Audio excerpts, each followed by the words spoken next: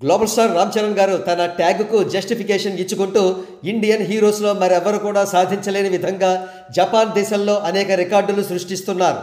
తాజా సంచలనం ఏమిటంటే యంగ్ టైగర్ ఎన్టీఆర్ గారు నటించిన దేవర చిత్రం జపాన్లో రిలీజ్ అయ్యి రామ్ చరణ్ గారి రంగస్థలం చిత్రం ఫస్ట్ డే టోటల్ టికెట్ అడ్మిట్స్లో సగం కూడా సాధించలేకపోయింది దేవర. వివరాల్లోకి వెళదాం. దేవర చిత్రం తాజాగా జపాన్లో గ్రాండ్గా రిలీజ్ అయింది. రిలీజ్కు ముందు ఎన్టీఆర్ గారు జపాన్ వెళ్లి దేవర చిత్రానికి ప్రమోషన్స్ నెక్స్ట్ లెవెల్లో చేశారు. ఒకనొక థియేటర్లో డాన్సింగ్ స్టెప్స్ కూడా వేశారు. ఈ రేంజ్లో ప్రమోషన్స్ చేసినా కానీ రంగస్థలం ఫస్ట్ డే టోటల్ టికెట్ అడ్మిట్స్లో సగం కూడా దేవరకు రాకపోవడం గమనార్హం.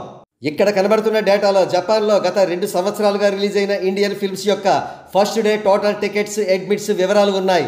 ఈ వివరాల ప్రకారం రంగస్థలం సినిమాకు మొదటి రోజున 2500 పైగా టికెట్లు తెగగా దేవరకు కేవలం 1203 టికెట్స్ మాత్రమే తెగాయి.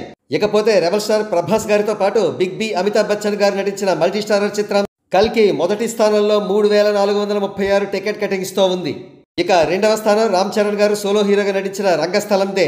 సలార్ చిత్రానికి 1615 టికెట్లు, జవాన్ చిత్రానికి 1418 టికెట్లు, పఠాన్ చిత్రానికి 1416 టికెట్లు, దేవరకు 1203 టికెట్లు, టైగర్ 3కి 1186 టికెట్లు, కేజీఎఫ్ 2కు 1000 టికెట్స్ తెగాయి.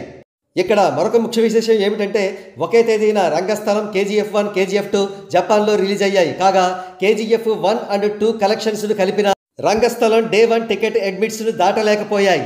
ఇకపోతే జపాన్లో all time top 10 grossing Indian ఫిల్మ్స్లో రామ్ చరణ్ గారి హవా కొనసాగుతోంది. మొదటి స్థానంలో ఆయన మెయిన్ హీరోగా నటించిన ఆర్ఆర్ఆర్ చిత్రం 136 కోట్ల రూపాయల కలెక్షన్స్తో ఎవరికీ అందనంత అగ్రస్థాయిలో ఉంది.